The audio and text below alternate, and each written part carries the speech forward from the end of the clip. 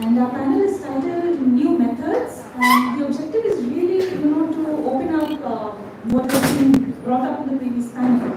So if the panel on pedagogies deals with, the ambitions of the school and the conceptual and contextual, anchors around which the pedagogy is framed, then methods is really about looking sort of at the mechanics of how that gets put in place.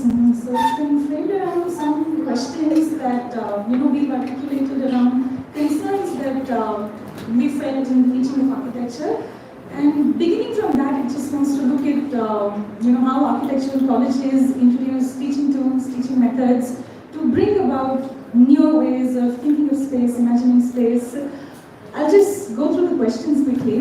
It's we kind of broadly frame these, and they're like, what are the problems in teaching design in today's context, and whether there are new kinds of bodies, minds, spaces, and experiences that require, new methods to imagine. And we have on this panel pedagogues who will speak through their practice and frame and describe their teaching methods that produce shifts in spatial thinking. We have, joining us today, we have Sankalpa, who is an architect and urban designer, and he has been teaching for the last 10 years, at the Faculty of Architecture at CEPT University's undergraduate program. He teaches construction, structures, and a design studio. And his interests actually are in developing a pedagogy that is bodily involved, and also modeling techniques that can be experienced and verified. And I think this is brought into his studio as well, because the studio involves inquiry into structural principles and their articulation as a strategy for architectural design. And also we have joining us Dr. Amitabh Roy. He's serving as an associate professor in the Department of Architecture and Planning.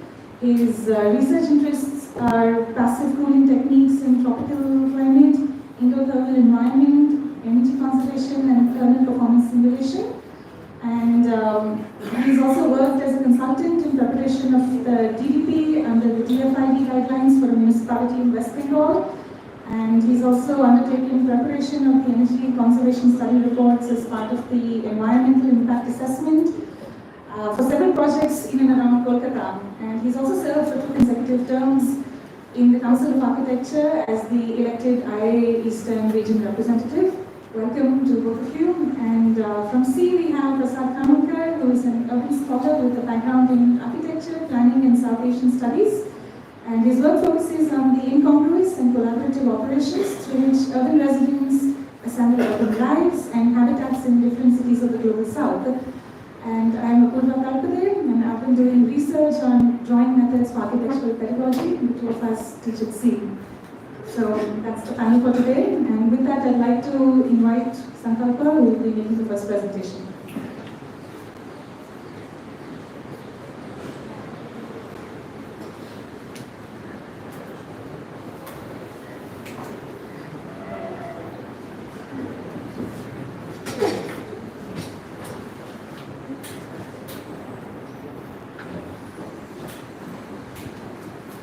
So I made this presentation thinking that we will not have an audience like this. But given the fact that we have an audience like this, I must put some disclaimers because there are students here. So these are thoughts, some of them are thoughts in sort of formative years, and some of them may appear a little off the track.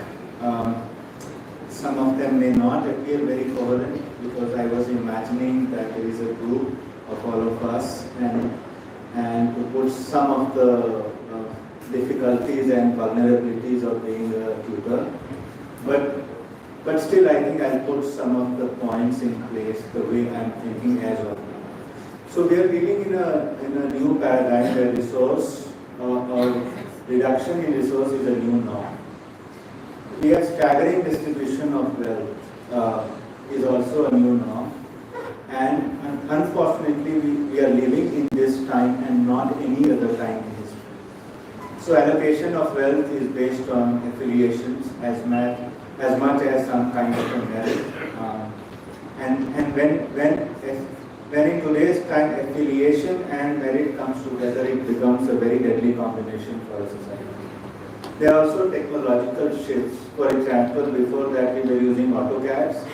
Now we are using digital tools as a thinking tools as well. So this is a shift. It is not that from hand to sort of AutoCAD was just a improvement in work. Whereas this is a real shift, and so it's all right to be anxious at this point in time. But the impetus and prima movers are primarily people of more resources or institutions who have more resources to begin with. But there are alternatives that requires intelligence, and in my personal view, those are possible, and the right moment. Why I'm saying it is a correct time also for alternatives, because the way to outreach is still far more plural than what it was, let's say, some years back. So though different agencies across the world have been trying to control information, if you are intelligent, you can cross-verify, triangulate it, and really get to know if you are serious about it. And therefore your outreach is far more than any generations in the history of humanity. Inclusivity and rights that we enjoy is the gift coming from the past. So is the marginalization and other forms of injustice. So if there is something fairness, somebody in the past has fought for it.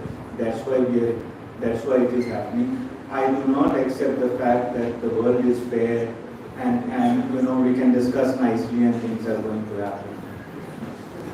It will be important to articulate justice when the best democracies are also crumbling. Architecture operates within the society and therefore is impacted by sources.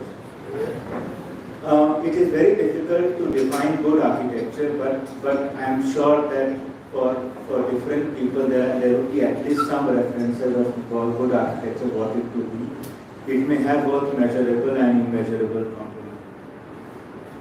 We have also observed across history that the same method gets refined over a period of time. Then there is a time when it exhausts and it sort of falls back, and then somebody picks up in a new way, and again, so there is an expansion and contraction that keeps on happening, which doesn't. Just for example, let's say if you are thinking technology, social justice, or environment, it has always remained, but there are new ways in which one is looking at it. So the purpose of any method is to realize the world as a continuous whole. Now, see, this is my personal view, you can agree or disagree with me. It may or may not be the same for a profession, but my personal bias is that the purpose of knowledge should be to know the world as a whole and experience it. What is whole is perhaps as difficult as to define what is good architecture.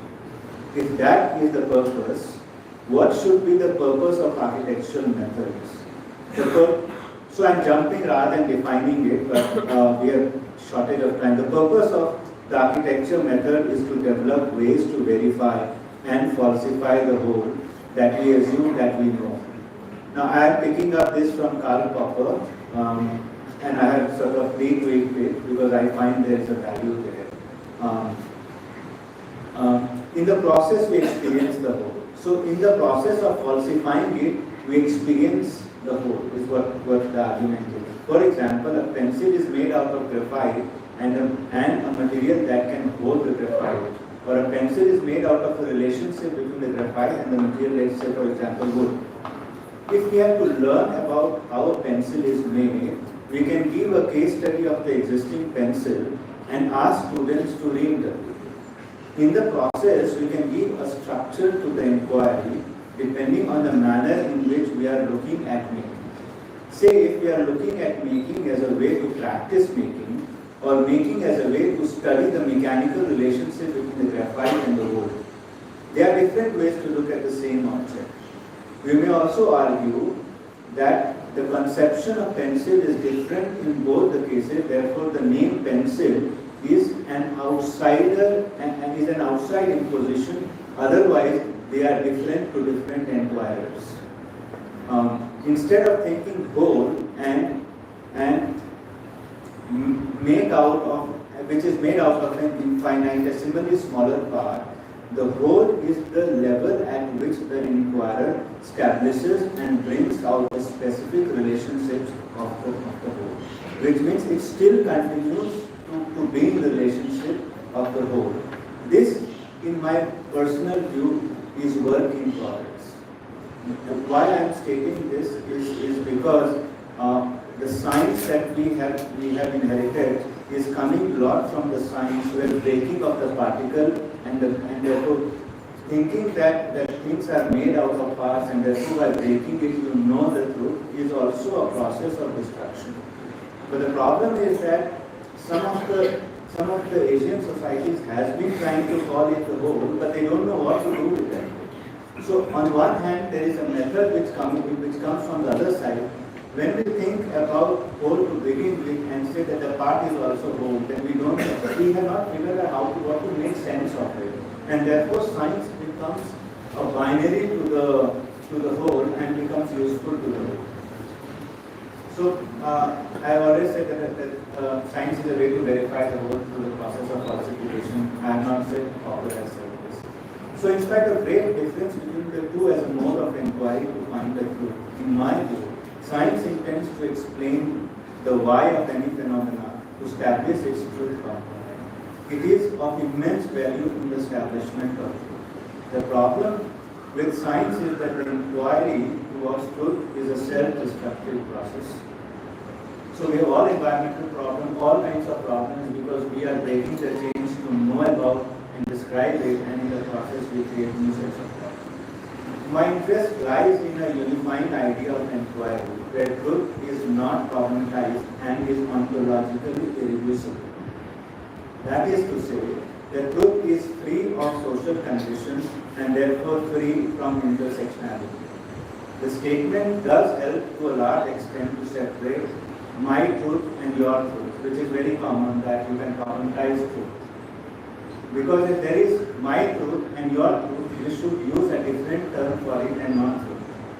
If we accept that human beings are thrown into the world to find their own recurring activity to make a shelter, unlike the automata of ants, birds and other species, there needs to be a specific sequential method to do so. In short, sequence is indispensable reality. This is work in progress, but I just wanted to state it.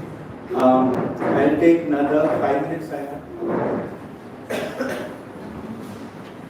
Okay, see, I have not given an overview of the method because I am not an educationist in that sense. I work in a specific area, so I am focused on that area, which is primarily to deal with making.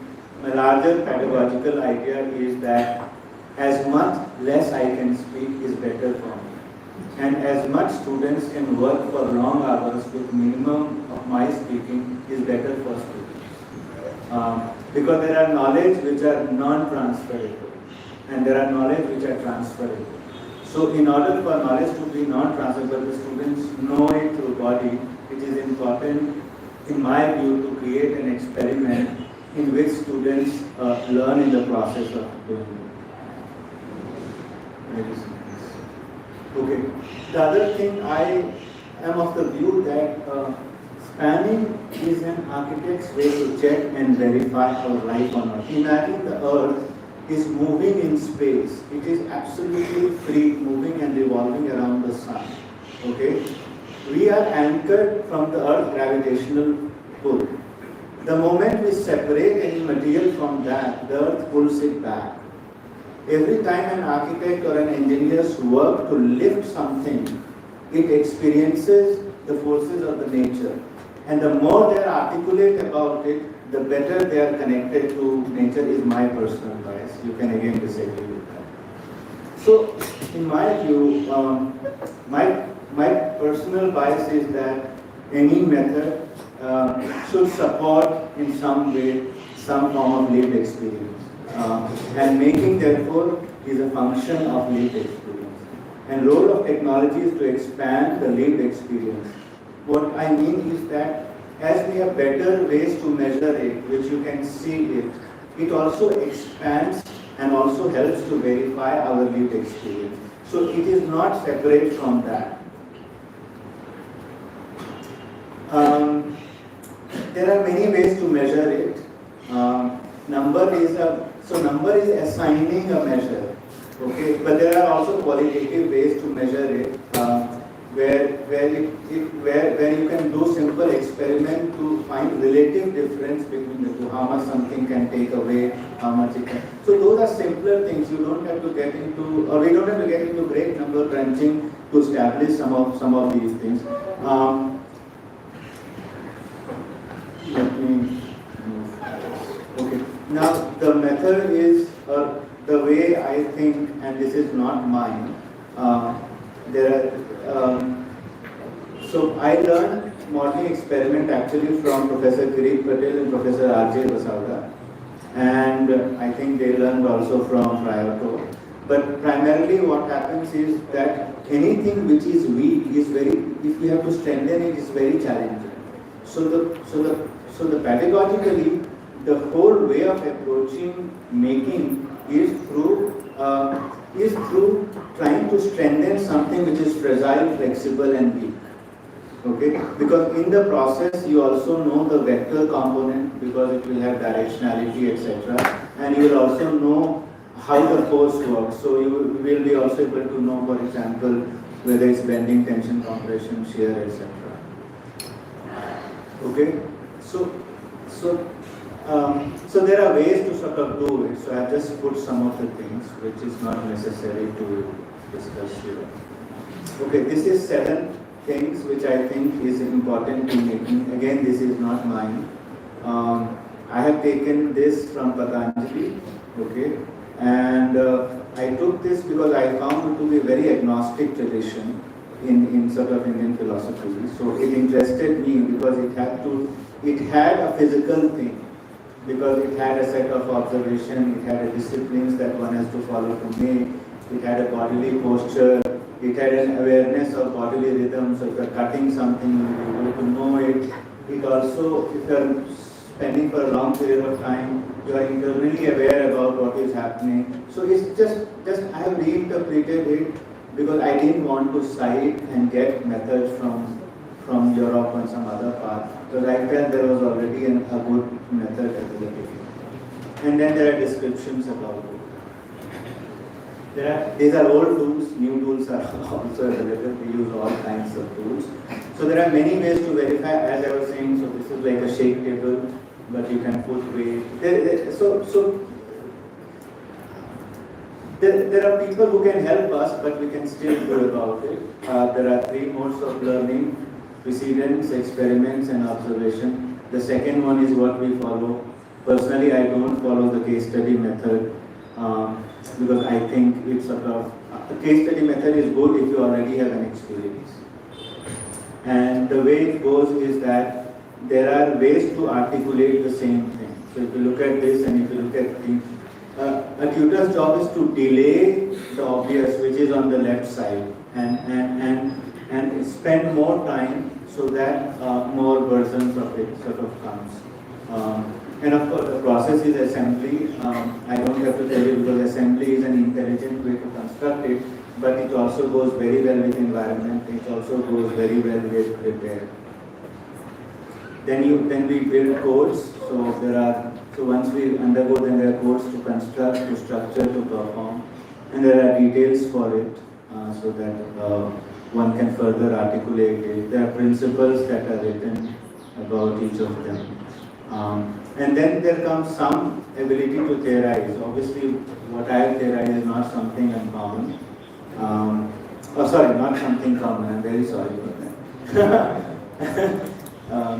So there are dimensions: spatial, perceptual, physical, and performative. And then you sort of detail out each of them and sort of build some discourse around it to say that we can learn the whole, but we can also break it and reintegrate it.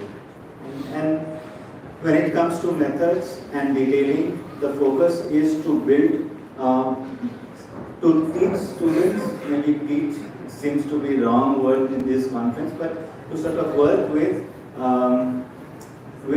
motion-based detailing, because motion-based detailing are very difficult to do, unlike static detailing. So you learn sort of the goal, you represent it, and that idea continues, okay, and then you pick up the formats of today. So these are the formats of today which students engages into it. This was one format where we were asking that why should everything have a building language, etc. Why can't, like you have on the ground, they are almost similar, but there are different expression, verticality also, those are possible. These are postgraduate, but these are undergraduate. And then so in my view, pedagogically, there is a time when it is possible to collectively inquire. There is a time when one needs to instruct. There is a time when one needs to demonstrate. And there is a time when one needs to give up for the next time. A tutor is assigned the task to be responsible with delivery and expansion of students' interest in the domain of architecture. How far students can choose to be responsible, we may not have control over. We may only have control over our delivery. Next year, we should try again and again. So teaching learning binaries, in my view, are useful. So in my view, are also useful the criticism which is happening about co-creation. But I think somewhere there is a balance that we see.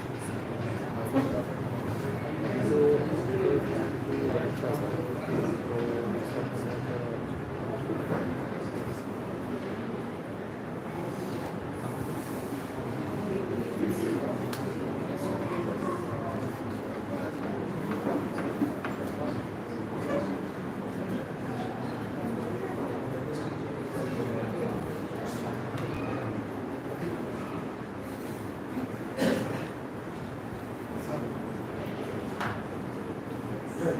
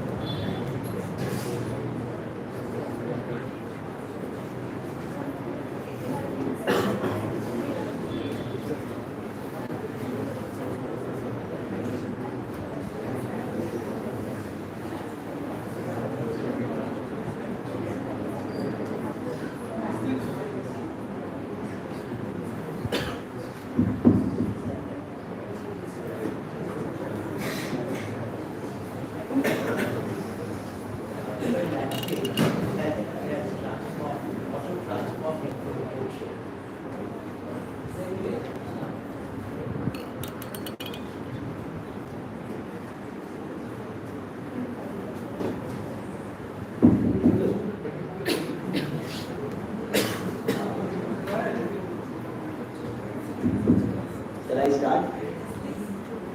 Good afternoon. Sorry, at the beginning, it's a technical glitch. Anyway, with so many students around and faculty members, it's been really great experience for me after engaging in a kind of enriching interaction over the last 2 days. Today we are into a panel discussion. How do we go under that new methods? Now, I belong to an institution which is in architecture education 75 plus years old. The first degree awarding course we started in 1949. Our institution is almost the same age as Bombay University, perhaps Delhi University, Chennai, Anna University. So it was earlier under Calcutta University. Calcutta CU was also born at the same time during the Sepoy mutiny around that time, 1856. So about 170 years old institution. Now we have gone through several transformations. When I graduated, I am A 1985, according to your way of understanding, A 19, A 15, like that. And it gives me a really great feeling to talk in an institution which has completed techniques and doing excellent. Credit goes to the faculty. Now, let me tell you in a very brief way that we have gone through several transformations. In the year 1993, from an affiliated college under Calcutta University, we became Delhi University. Then in the year 2004, I joined in the year 1998. So it's been 26 years plus for me teaching over there. 2004, it became Desua State University, Unitary University, non-affiliated. And in the year 2014, it became IIST. Now we are at par with any other NITs or for that matter, SPA. What change fundamentally it has brought in? Earlier we used to have students through West Bengal Joint Entrance Exam and subject to their aptitude qualifying marks in NATA, or even before NATA we had general drawing aptitude test. So based on that we used to have admission, and there used to be some Northeast students from Manipur, Nagaland and also from Odisha since long. But nowadays 50% of the students are coming from other states and 50% is for domicile. So we have got a great mix of students from Kerala, from Tamil Nadu, from Rajasthan, Uttarakhand, and name any state. Now, this is a great opportunity, and since the last 5 years, we are under that NIRF ranking framework, and we are doing pretty well. All these years, we have been well within the top 10. Last year, fortunately, was the best outcome, 4th. But I don't really believe so much in the NIRF ranking. It's so much data-driven. You fill up budget allocation and how much you have spent and the kind of... So there are issues. Nowadays, the kind of ranking feedback, these, that, in teaching methods, these are impactful, which were not there earlier. I studied in the same institution under Calcutta University from 1985 to 1990. Now, in my perception, the old methods, which I could find again when I joined in 1998. It was drawing boards and hours of slogging. Perhaps the students of these days cannot think of that, but certainly the teachers, particularly those who are mid-level and people like me who are nearing 60, in our late 50s. Drawing boards and hours of slogging like hatching and rendering and stubbing from the backside of gateway tracing, we have come out of that. It's a gradual shift towards computer-generated drawings. And earlier, when I joined in 98, I found that people are only drafting. It's on a plain white paper, they are only drafting the content, plan, section, elevation. But the perspective and the rendering part, they used to do by hand. There used to be a lot of human touch and also character. Individual's character used to get revealed. Their strength, weakness, everything has to be there. Now the new thoughts and ways which we all are trying to adopt, it's not yet complete because things are changing. Now it is data digital. Say for example, earlier in our Calcutta University days, we were under the annual system. Annual. First year, second year, third year, so on. Last year used to be for one half, the first half used to be internship, the second half used to be the thesis. Only one half. Still not a semester. But since 1993, we are into semester system. Right? Gradually since 1998, more so in this millennium, we are into that sort of data acquisition, accumulation of data analysis. But during the initial years, people were clueless what to do with those data, how to interpret.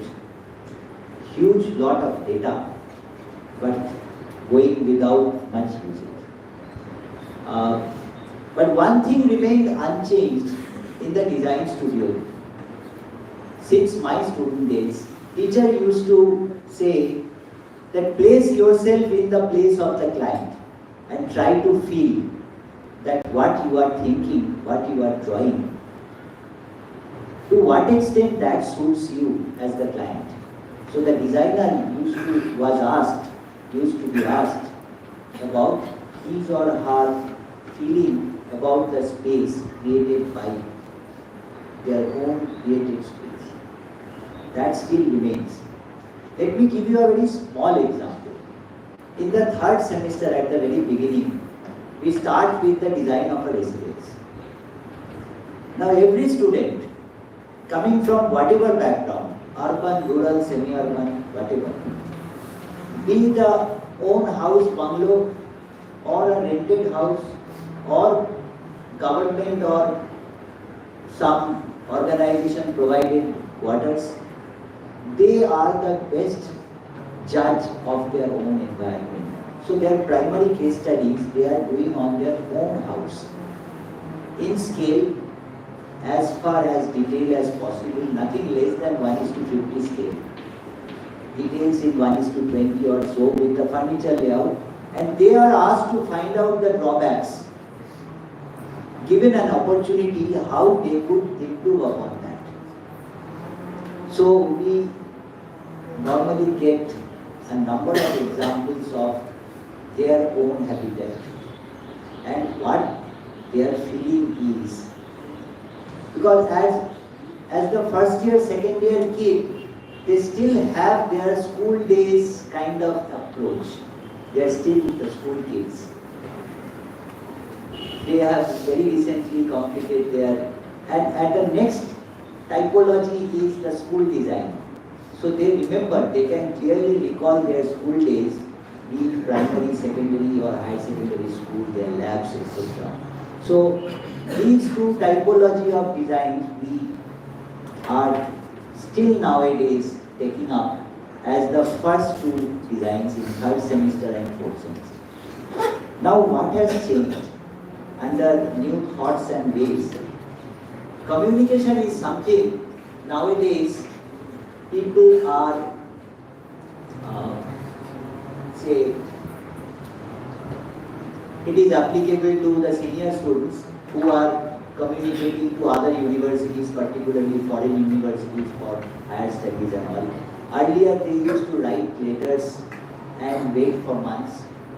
Nowadays, within days, their confirmation or some further communications, it is much smooth. But what happens? People are so dependent on gadgets and devices that one very common excuse comes up. My hard disk crashed. I have lost my files.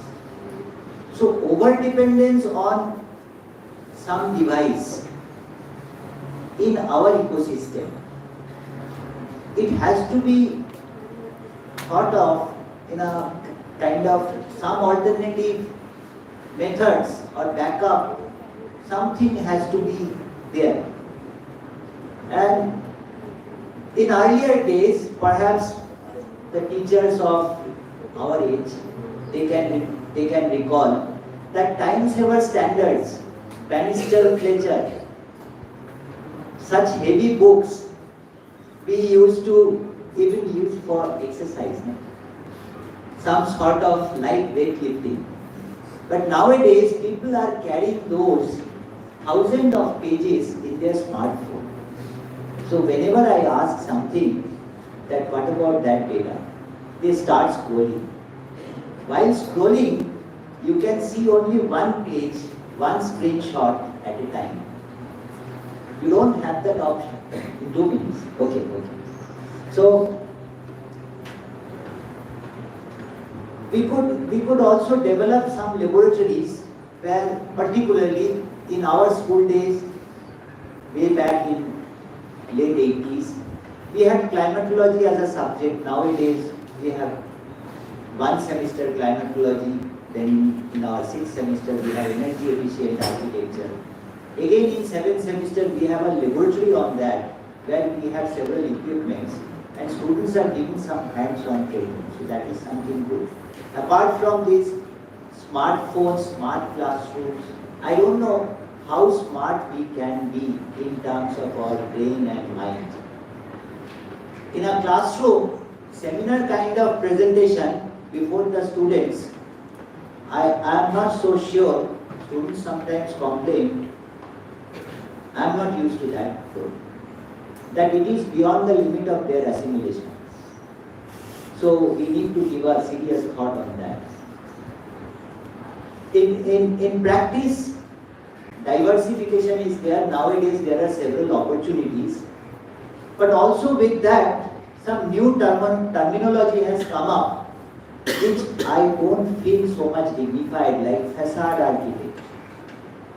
An architect thinks holistically, is supposed to be sustainable, aesthetically pleasing and functionally sound with all the services. Number of graduates these days During our time, it used to be hardly 40 schools. Nowadays, after a sharp decline even, it is 350 plus. It shot up to 500 about a decade back. Now, pre and post COVID scenario, it has opened up a huge kind of debate, virtual or actual. Whatever we say, at the end of the day, our life is on actuals. Architects are employed at site or employed at office. They have to deal with the actual reality. Virtual reality really helps us. Just like nowadays ChatGPT. We shouldn't give in to the virtual or artificial intelligence at the cost of our national intelligence. Whatever the ChatGPT produces, that can be taken as the first base paper, and we should have that adequate natural intelligence to judge to what extent it suits our purpose. Now, I feel all said and done. Now it is time, no one can survive as an isolated island. We need to collaborate. Students are our co-thinkers and students are our teachers even. Every day, every passing day, we get to know a lot from the students through interaction with them. So that interaction process should remain on. Unless there are questions, there cannot be any solutions. And lastly, united we stand, divided we fall. Thank you so much for your attention.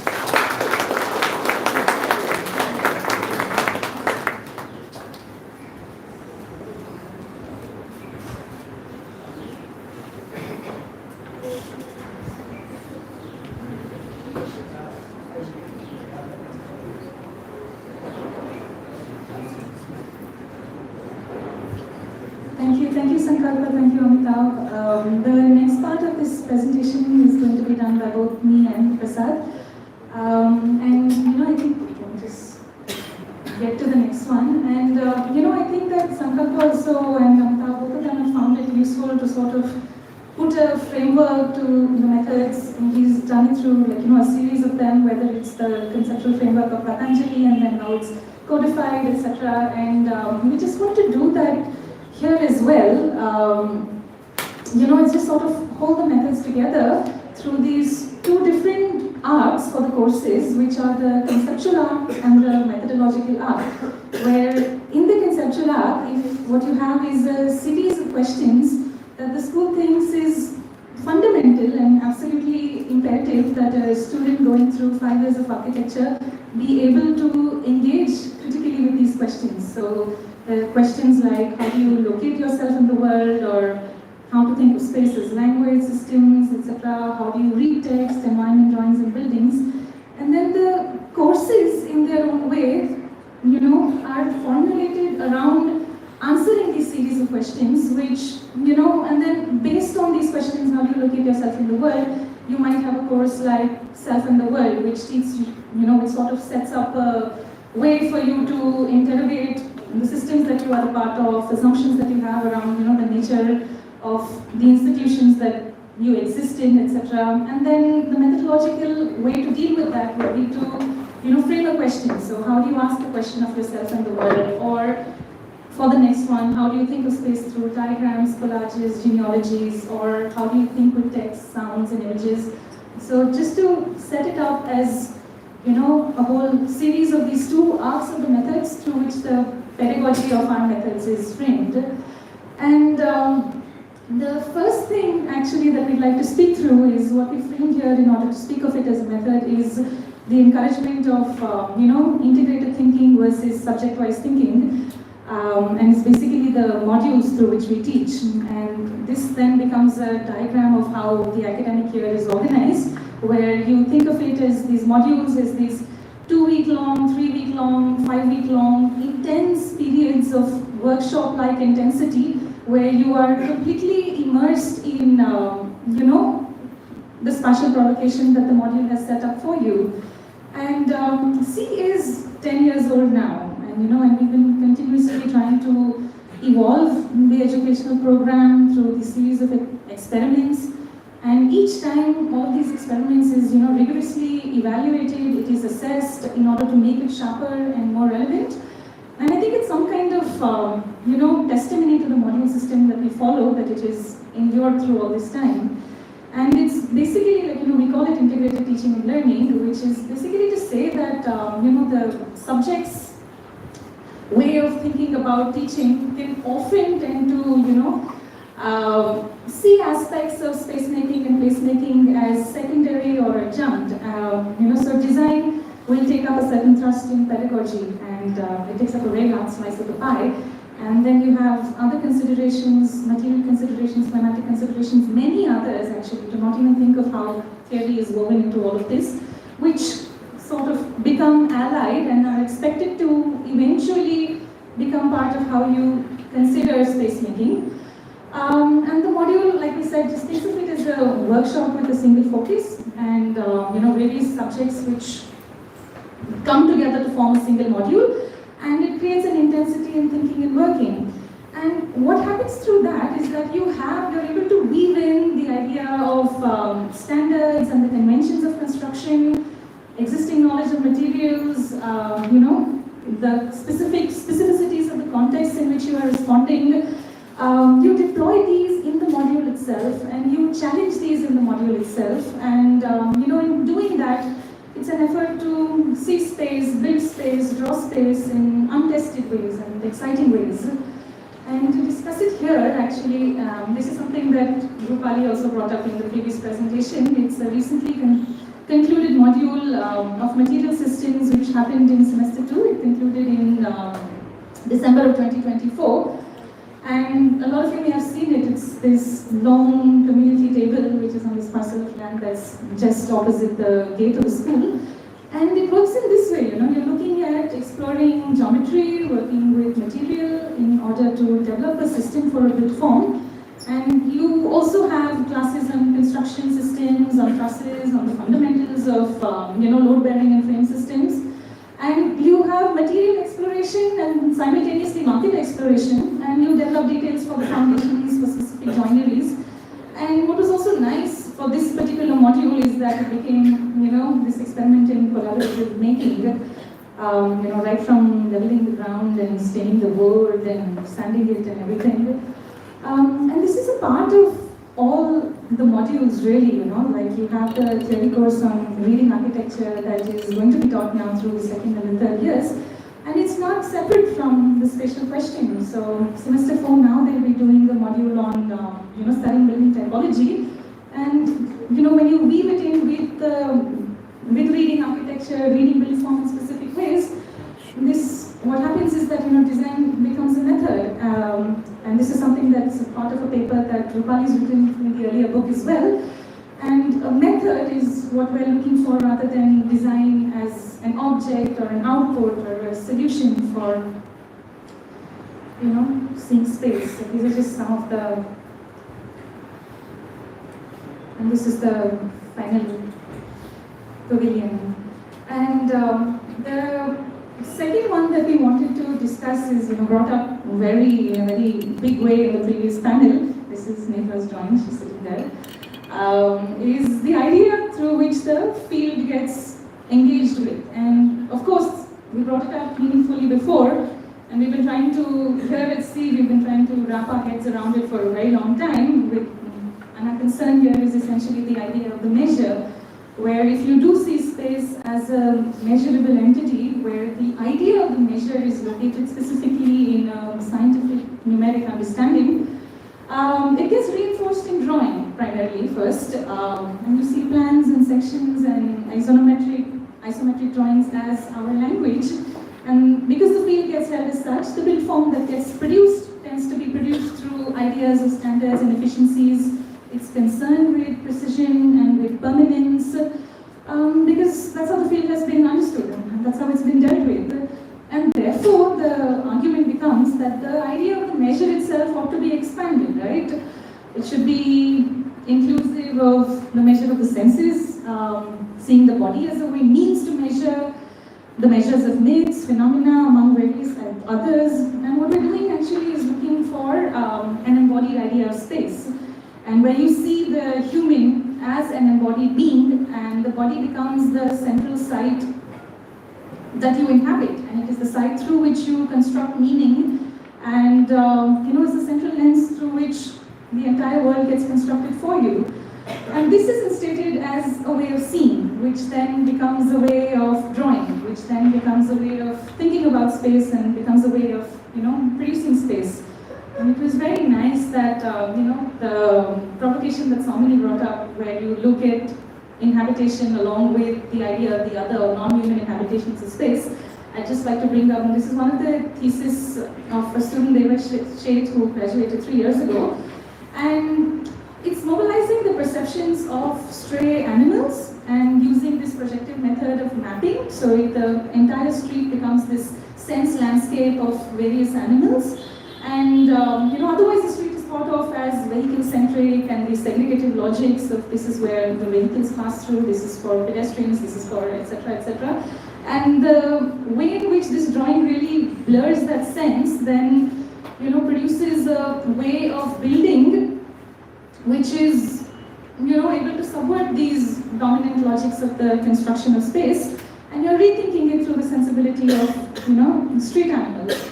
And this is explored actually in a lot of drawings in semester 9 when they are doing the architectural research. So last year we had a student, Saidi Zante. She looked at the market as a sense landscape, and then she made these series of drawings that were, about these densities and rarities of collections of sounds and smells and bodies all together. And also this year we've had 2 thesis projects, those of Anika and Aditi look at memory very viscerally. So, in order to construct space as experienced through remembrance. And several modules do that. I think I'm going to just go very quickly. Sorry, this is one of Devash's work as well. I'm going to wrap it up. So, other modules do that, where in semester 1 in form and experience, you're really looking at deep observations and embodied observations, really producing an experience of sight. So, where you take a public space like a street or, this is of the station itself, and then maybe it's just for someone, this is Asma's drawing this here, it becomes this overwhelm of the structure that then gets held as, putting together the drawing in this way. And the other, module that we've developed is, this form and experience, where text is used as, it's a sensorially charged text. And then that is used as the basis from which you develop a drawing which is able to hold that charge of the text itself. So this was a method where you used this pen which was suspended and swung in order to produce this drawing, and you have these impossible spaces that get produced through that. So and from there you launch into an act of space making. And I'll just invite Prasad.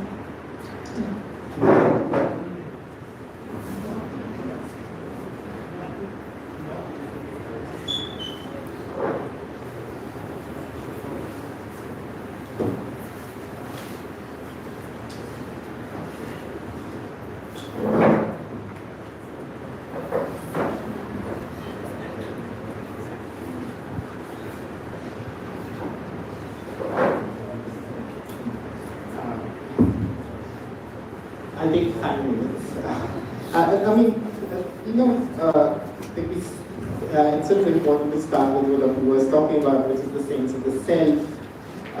And it's important for us in the sense of not just the self, but an interrogative self, which is asking questions about the world and in terms of one's location in this world. So I'll talk through what is on the slide. So in the first, in semester, there's a course called The Self and the World, where the assignment is actually to ask a question based on their everyday life and experience.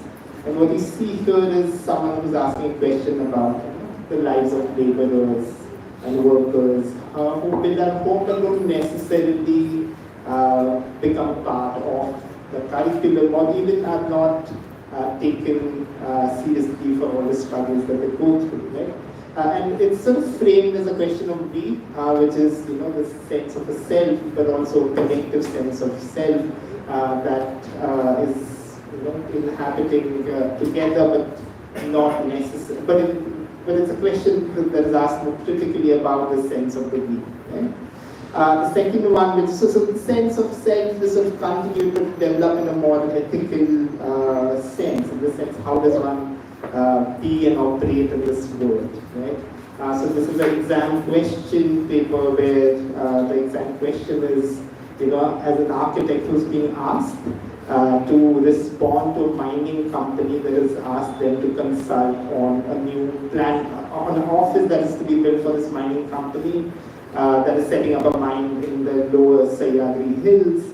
And the student sort of responds with saying that the client is not someone who pays, or the plot is not the site, but there's a larger sense of a field. So the student, was here writing about a sense of stakeholders that fall beyond the plot. Right? So the second is that environment is not like nature itself, but it's sort of entangled in ideas of caste, of organizational systems, of cultural practices, of economy. Right? So this is a drawing from the Chilika Lake, which sort of studies these entanglements of environment. Right? And in the specific process that we follow, which is, it starts off with a slow walk through the settlement, and then they identify, elements. It might be fish, it might be boat. The second is sort of we follow that element to understand what is its rhythm. So how does a boat relate to a fisher? How is it related to the cycles of tide? How is it related to the cycles of cyclones? And how do these relationships between these different rhythms then relate to, say, a pit form, which is, how is a boat changing in relationship to a cyclone, or fishing activities, or changing economies. So that's something that we've been thinking about. The fourth thing that I wanted to introduce was something called, cooking as an architecture method, which is, Dushyant here has been working on. There are three things about it. One is that to move away, to think about non-industrial ways of thinking about alternative technologies and materialities. And in that sense, a kitchen becomes something that can be set up anywhere, even with induction gas. And you sort of experiment with different recipes, right? So here it's an experiment with different forms of starch to produce different new kinds of material. But it's also cooking because it has a very intuitive, sensorial sense. It's something that anyone can set up and do, so there's a certain agentive idea to it, and can also be shared through recipes. Right? And the idea is not that these recipes have to be produced exactly the same, but again with that sense of smell and taste and intuitiveness. The last thing which Apurva sort of did speak about, which is the spatial argument, which is otherwise called the thesis, right? The research thesis. Again, the idea of self comes back, or sort of continues, which is that students ask questions which are very coming out of their own curiosities, observations, their habituated selves, or discomforts. Right? So someone wants to think a market that they've been going through for years, how we think about it differently. Someone who's asking here a question about, how does the private space manifest in the public space, or how are our houses getting transformed through digital devices. So that relationship between the self and the world sort of continues. And we have a research design course that sort of supplements it. But a lot of these questions don't have ready-made answers. So, it's also part of a curriculum where students have to invent new methods. Right? These are not easy questions. We don't, ethnography becomes one part of it. But also that it requires inventing new methods to answer these new questions. So there's an insistence on asking questions about the relationship in space and life, but also inventing methods to do that. So we see here what Apurva was talking about. So that is the field ID where this person starts connecting everything from bills that a mother collected in a market to list of fishes. to notes on smell and sound, and that sort of then becomes the material on which one makes what we call a spatial argument. Right? So these different cases, here is one which is sort of dwelling into the personal archive to understand how does memory inform homemaking after they've relocated. So Anika might be here, she collected photographs, sort of completed a drawing, went and visited the homes, took new photographs, made notes, did some form of archival research, composed that idea of, how does memory inform homemaking. There's someone who's sort of, reading space into text to understand how to, authors of different gender understand the relationship between space and gender in their fiction. And so these are different methods that they invent, and this is something not, and there is an insistence on that. And what it does is it sort of produces a different kind of a description of space, and then what we sort of insist on in terms of making a spatial argument, which is that you describe space, but also produce new kind of architectural scripts and narratives about space. And so at the bottom is a study into domestic space and how it's experienced particularly by women. And it's a drawing of a vestibule that actually opens up as a space for comfort. So it's a different opening of what a vestibule is, right? So it's a different spatial argument, it's a different kind of a rewriting of what a toilet or a vestibule is. And that is what we sort of insist on in this, and then it sort of informs their design dissertations differently. So I'll stop here.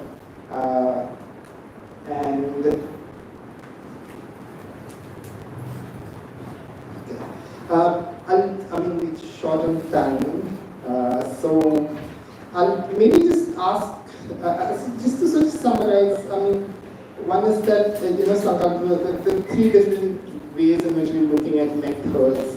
Sankalpa was, very much informed by sort of philosophical sense of what methods are that sort of informs this idea of, true falsification, verification, sort of constructing and reconstructing, but also this relationship between the whole and the part that sort of informs his teaching practice. In the case of Amitabh, there's the institutional history, there's the technology, and there's third idea of deliberation that informs the teaching practice. Right? And let's see, Apurva and both, we still speak about a pedagogy that is based on developing a sense of architect, not necessarily as a practitioner, but as a sense of a self that experiences space, that is to be developed as an ethical self, but also someone who comes with a different idea of space, experiences space differently, and so building on that through different kinds of methods to rethink spatial practices. Right? So there are three different schools of thought. And I wanted to maybe ask a question of each, which is, sometimes I was wondering that you sort of come with a philosophical sort of way of thinking about this relationship between the part and the whole, and how do you, I was wondering how do you teach that when someone is making these objects, right? How does that idea of this new way of thinking about the relationship in a part and whole, that is something that we formulated. How do you teach that if teaching is about making rather than about instructing and lecturing? How does that translate into the teaching method? I was wondering, given the history of 1856, I was actually wondering what would a mutiny of methods look like in school lacrosse, right? Which is not necessarily a struggle with technology, but sort of reshifting the whole technology to think differently. What would that be? But also to both, we live in a world of, deep fakes and post-truth, and how does that come into the teaching practice, which is that we don't necessarily alienate phones as distractions, but they are a part of our body, right? I mean, you do present on an iPad. So how do you sort of,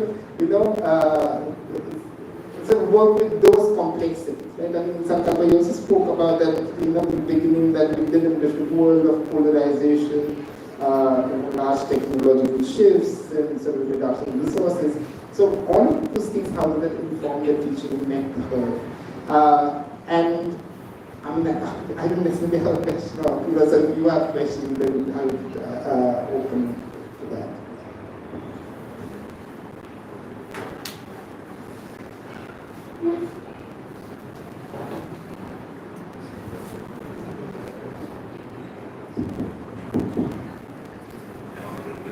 First, let me address that question on gadgets, so-called teaching aids, how we are using those in our teaching. First of all, see, I was, as a student, long back, about 35 years back, I graduated. And since my early days in teaching, I was used to that blackboard teaching, number one. So this iPad, at the most I teach with the help of this iPad, like on the notepad, I just try to scribble like. So it is a replacement of blackboard, and which I can save and I can share later with the students. Number one.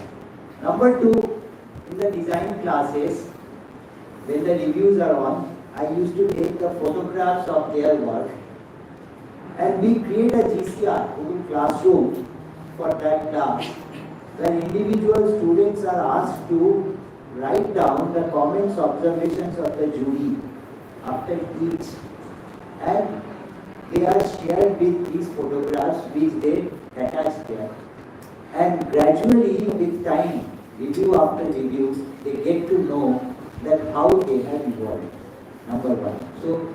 So in my case, what I understand, it may be wrong, but I understand that instead of being overpowered by these gadgets, these are rather taken, in my case again, my opinion, as aids. So I am still of that a little bit of old thought, where mind should play the major role, key role, and rest all would come to our aid. This is one. What was the other question?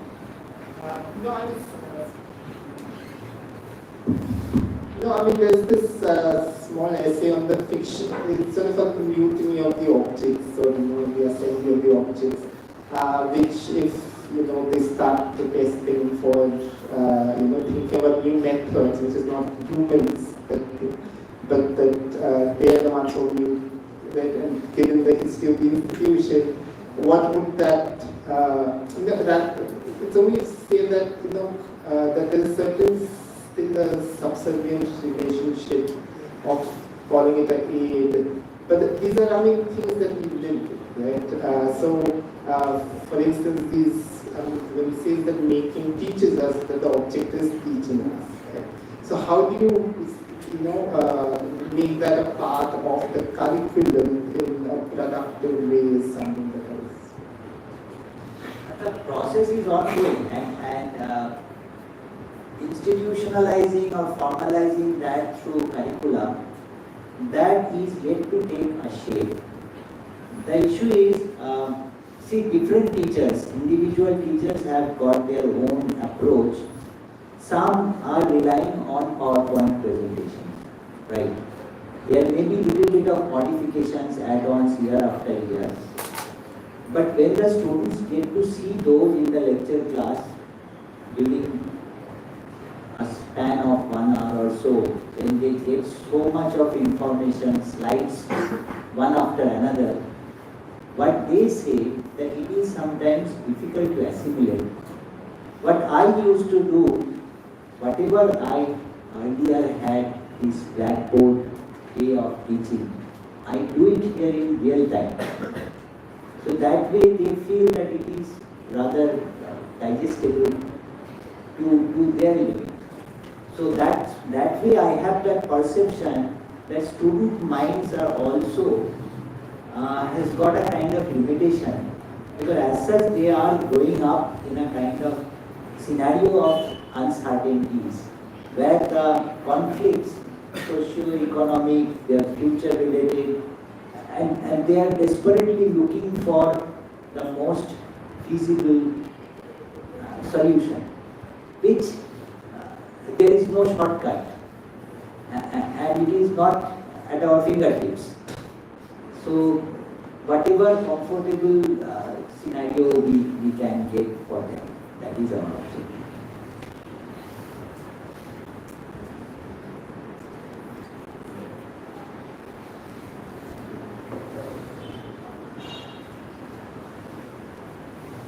Well, in my view, as a tutor, I find it very difficult to co-produce things. Or to even say that you co-produce. As a tutor, I think or at least one is continuously questioned. And so you develop some sense of alertness, because it's a continuous process of learning, because there are things which we do and the students are responding to the things. And there is a time and a point where a correct instruction has to be given. And so all students, then you are living a life of all the students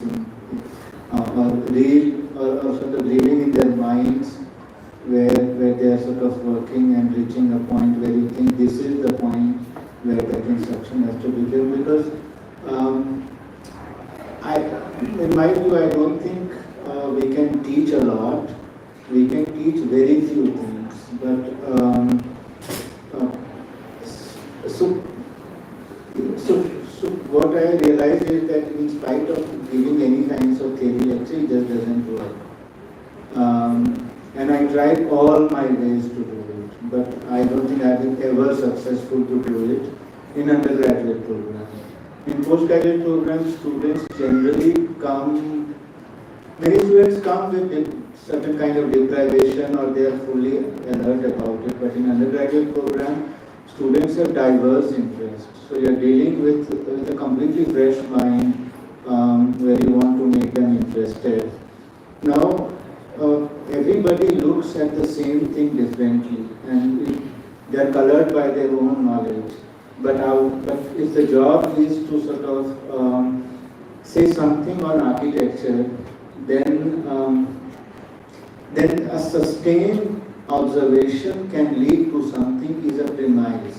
I'm not sure about, I'm increasingly convinced that this also doesn't work, because I realize that when students go out here, when they go to third semester, I still get a complaint that fundamentals are not correct, and every kinds of things which is that I have got complaint in undergraduate courses when I was teaching in construction, and postgraduate from studio tutors. So I really don't know what works. The problem is that. So what method work, I don't know. The only thing I become highly prescriptive.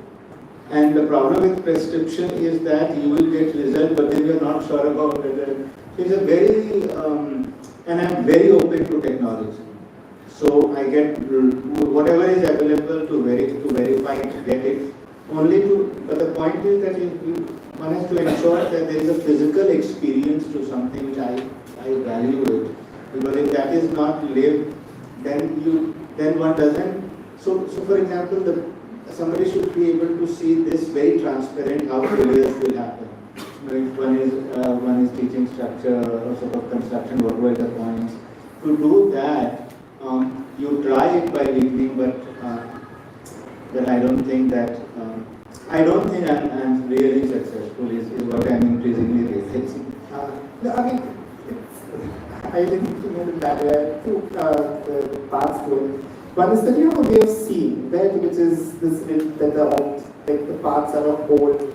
There's a sense of parts coming together to create a whole, and there's a particular relationship that. And when you're sort of looking at the spanning structures, that is something that you're trying to sort of impart to students. And I was asking specifically how do you do that in terms of method. But and although you're saying that knowledge is not transferable, right? You have tables of codes of how knowledge is codified. There is a system that is set up for students. So if we have to teach, someone else wants to teach that course, the knowledge might not be transferable, but there's a certain system that is set up for teaching that might be transferable. And I was wondering, if you could, just a glance, or if you can talk about that method. So generally, there are two things I want to say. Is that I'm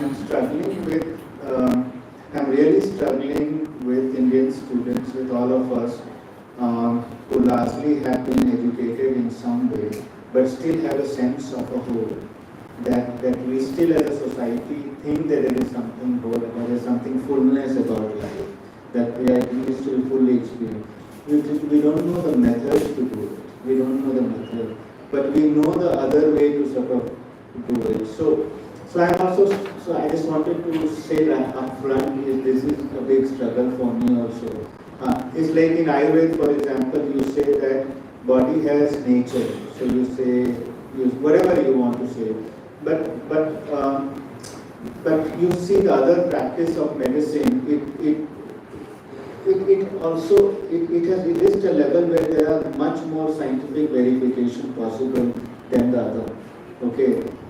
Now let me come back to so the way to start is generally a paper experiment is given, and that paper experiment is given in which paper has different profiles and shapes.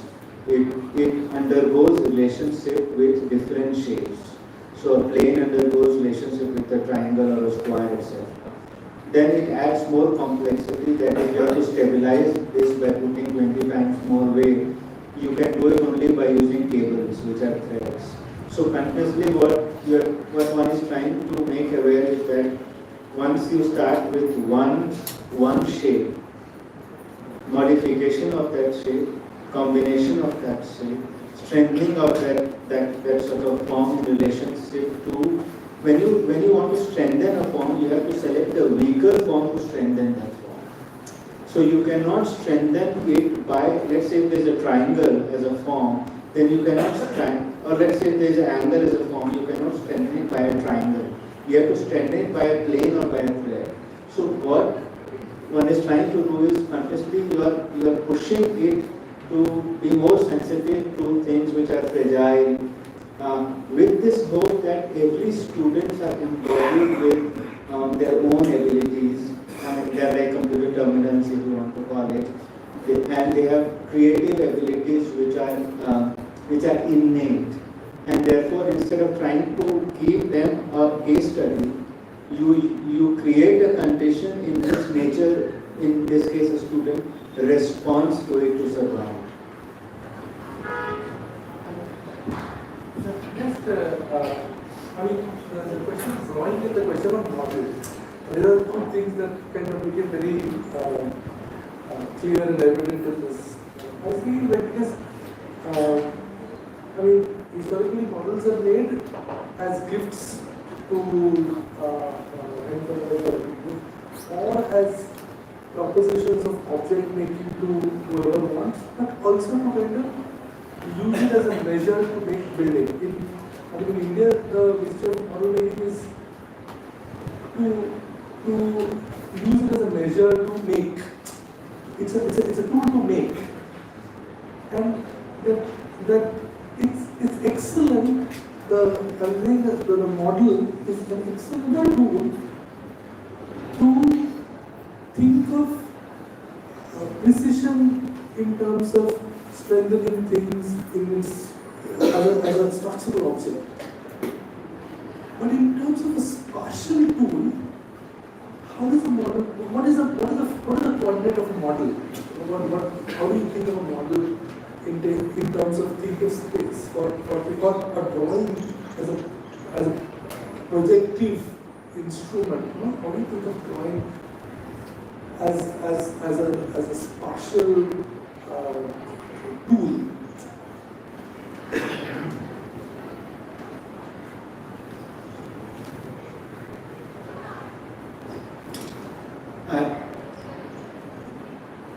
It's a difficult question because unlike when we deal with materials, the measure is very easy. But when we deal with space, it becomes really very difficult to deal with it. For example, what should be the adequate size of, let's say, where the faucet should be in relationship to wall? If it is 2 mm here, 2 mm there, 10 mm here, 10 mm there. Or for example, why are apartment buildings, I don't see an apartment building which has a lot of spatial richness, unlike, let's say, historical experiments that has gone for, let's say, thousands of years on low-rise building. So the diversity of space that you get in a low-rise building, you don't get those complexity in high-rise building.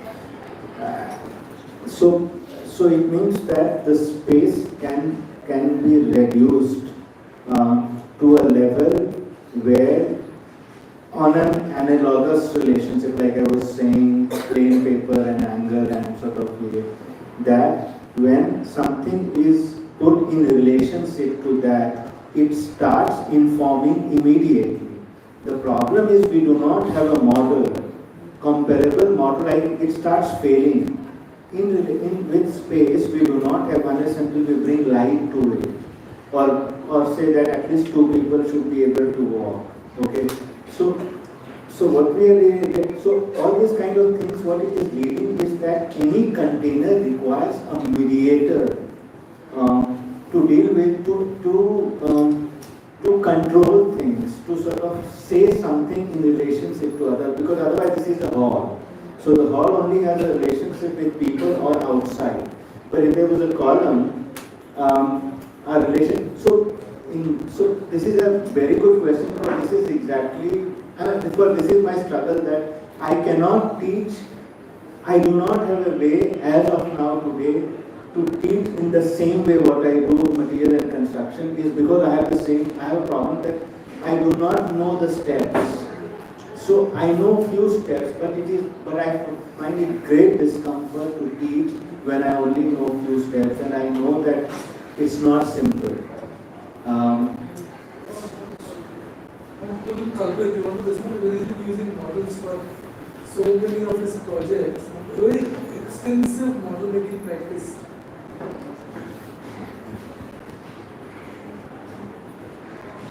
I think models, they give a lot of hope.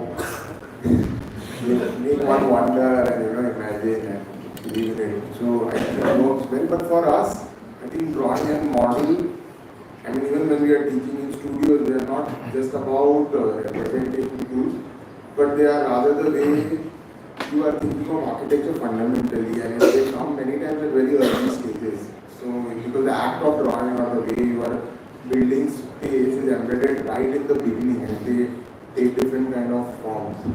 But I was not thinking suddenly asking a question, but I have a question for Sankalp, because Sankalp, I have seen your work at CEPT and in many of the summer shows and winter shows, and the results and the work which comes out looks very interesting, and it's consistent across all the students. It's not, that's how it appears.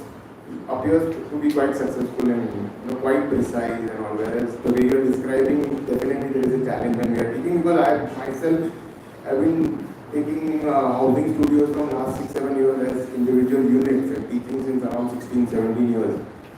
And every year I find it more and more difficult, because the more you know, you find it more difficult, and I could actually relate to what you're saying. But when we see the product, it appears quite finished and precise, and as if the entire studio has understood what you are trying to see. How do you manage that? Is it because you said that I do it now more prescriptive things, so the results are very direct? and the learning is not much as you believe, or is it that there is somewhere a balance between them? Because I also believe in the act of making, we are learning. Even many times, if you are just trying to mimic something, in the act of doing there is mutation. It changes and it becomes your own. So that's where also I find a lot of learning which I believe when we are taking studios. Well, I would say the only thing, there is one shift which happened because of shift in set.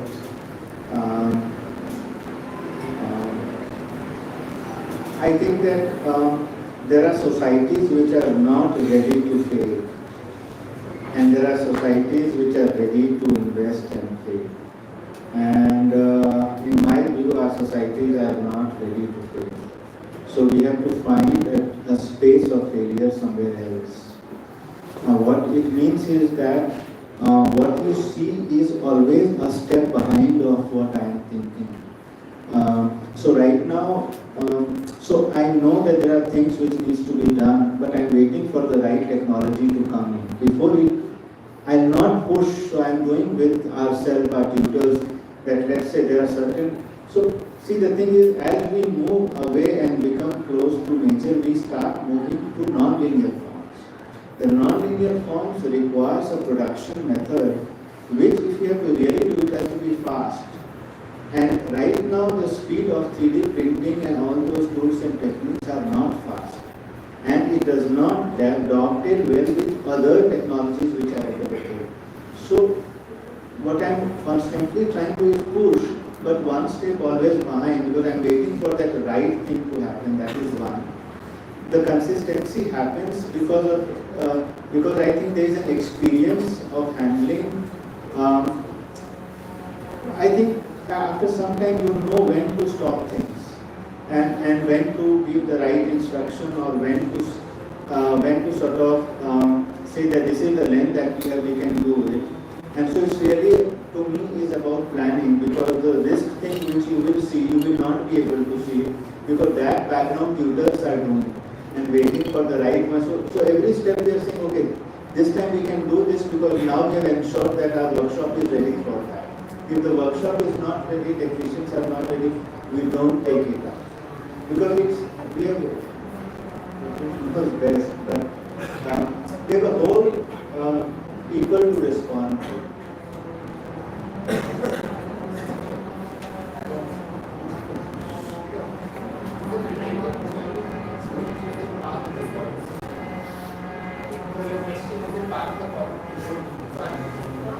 Just want to, I think Prasad was trying to provoke and say that models are actually very finite.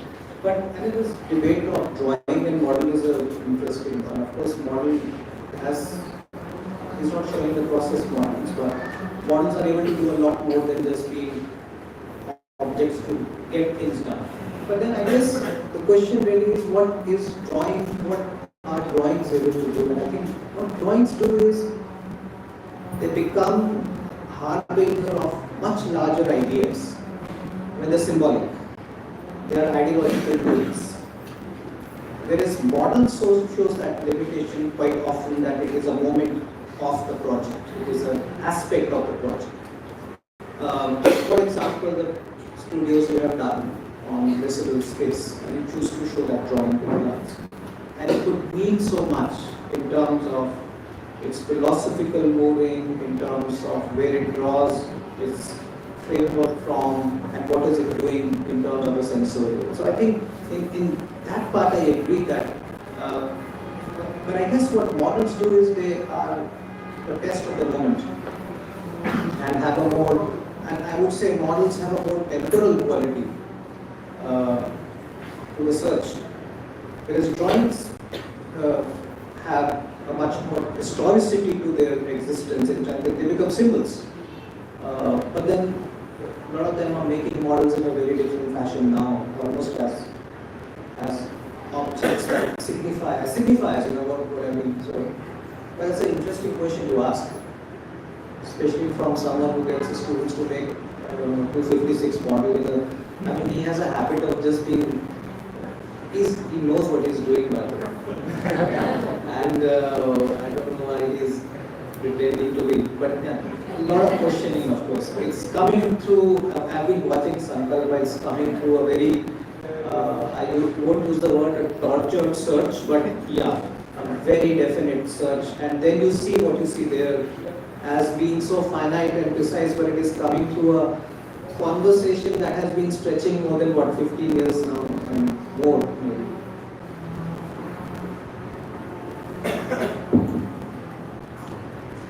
It was a lovely conversation to see the diversity of approaches.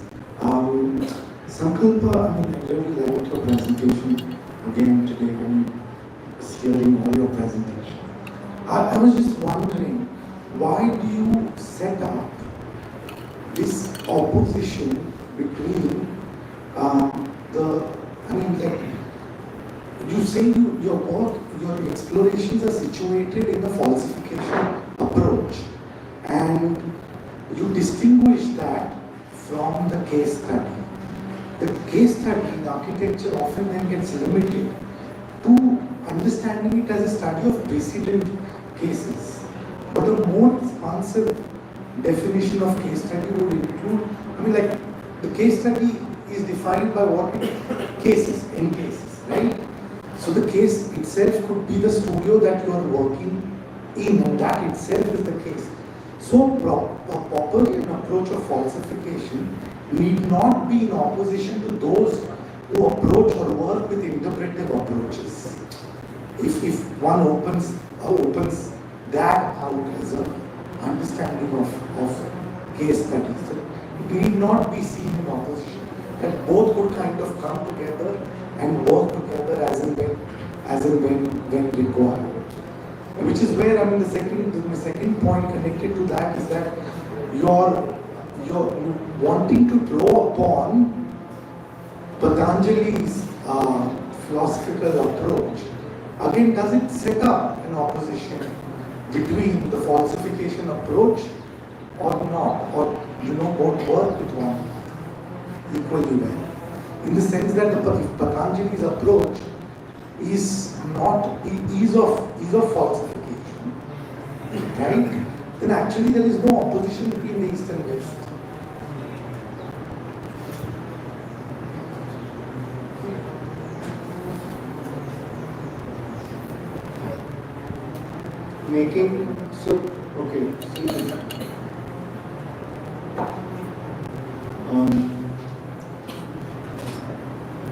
There are different kinds of labor we can problematize.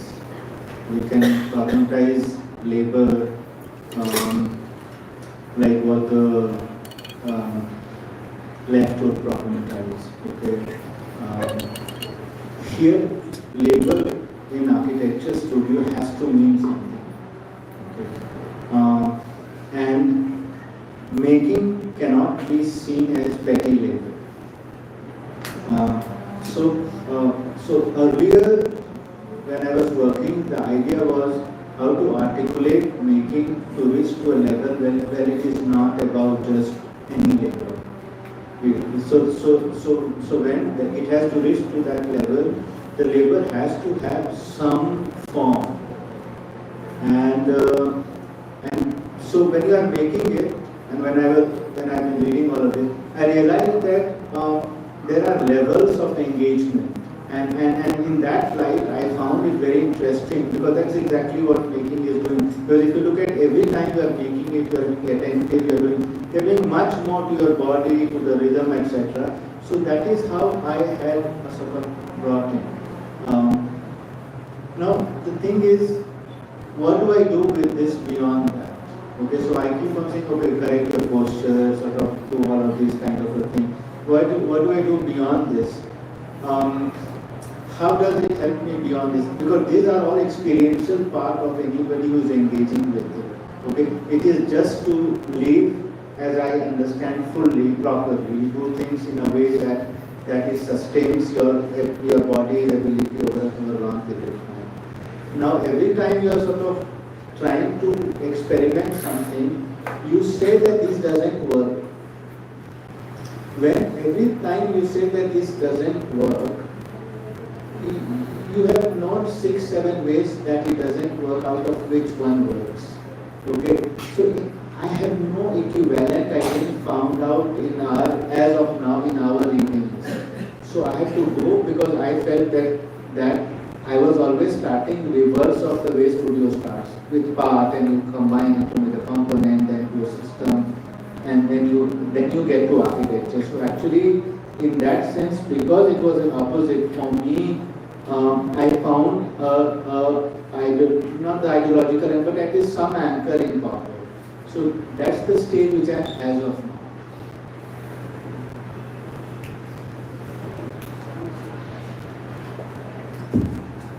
Hi.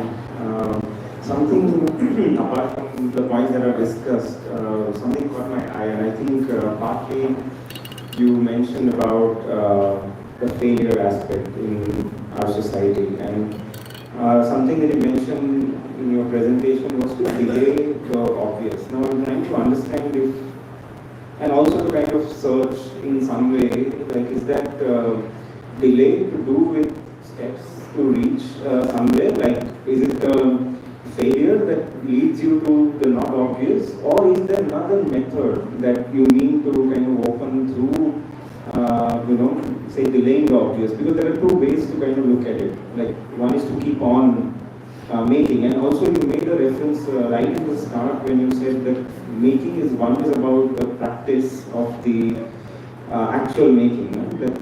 That's one way of practicing it. The other is to kind of uncover and discover, say, the truth of what that model holds, or what the material configuration holds. So these are the three things which are just going on in my mind, and I was just trying. Well, there are some overlaps that also in something that I'm exploring. So it would be nice to open this up, maybe also to clarify what these thoughts. See, the thing is, already we know what is the structural systems which are there. There aren't too many structural systems, so therefore there aren't too many ways to organize material in the world. And it is already classified. We have, for a very long time, we have not found new structural system. So which means that there is a finite systems within which we are operating. And so if you go with a case study method, you know this system and you start. So delaying means when we are working with assembly and we are working with lighter systems which are sensitive, the easiest way in which engineers respond to this system is by cross bracing. Okay. The more we delay, so I'm giving concrete example. So the more I have learned to delay the cross bracing, there is a possibility to find the system. For example, I went to see that doesn't have a lateral stability. Lateral stability requires an anchor to be sort of put in that timing in that table. Okay, it has stability in sort of one direction. The engineer will come and they will cross brace. At the moment they cross brace, the spatial experience changes completely. So we are also, partially we are at the loggerhead between these things, and that is why I said that delay that, because I know when an engineer will come, they will straight away do that. We will also ask engineers to come in. So yeah, that's a concrete way to put it.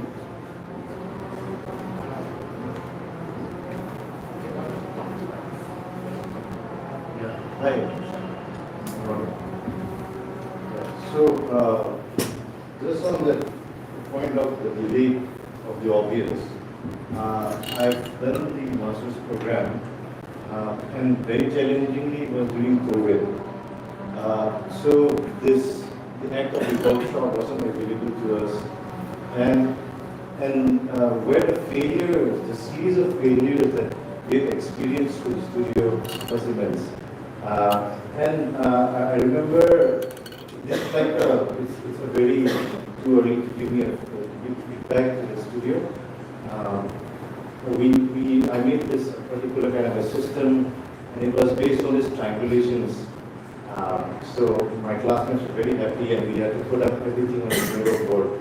And Sankhalpa also would delay his writing on that by saying, "See you again next semester."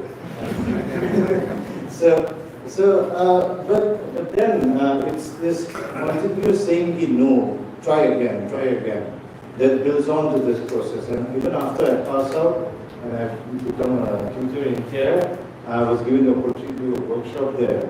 where I again took up the same experiment that I left behind and made it into 1:1 workshop and thus informing more students. And I think something about failure and which helps us grow and which helps us learn.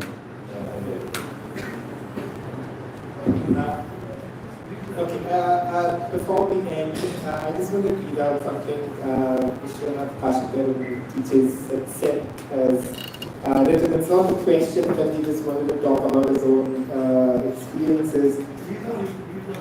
Yeah, he's watching it live on YouTube.